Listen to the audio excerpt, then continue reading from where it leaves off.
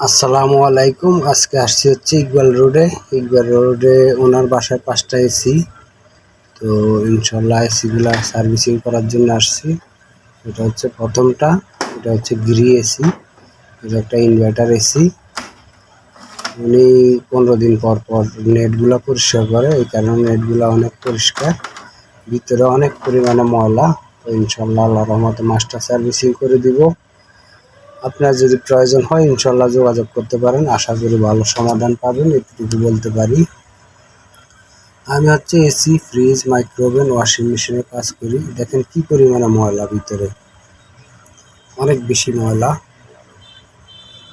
তো ইনশাল্লাহ master servicing করে দিব।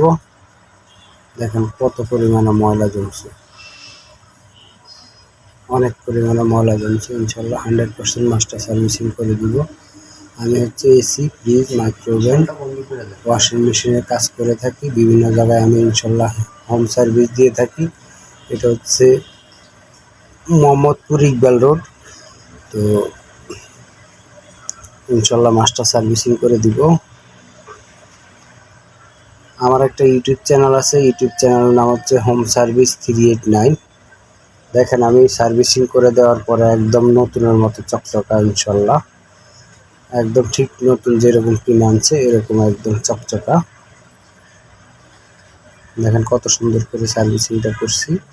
দেখেন রানারও একদম চকচকা নতুনের মতো। ইনশাল্লাহ আপনার যদি প্রয়োজন হয় ইনশাল্লাহ যোগাযোগ করতে পারেন, আশা করি ভালো সমাধান পাবেন, এটুকু বলতে পারি।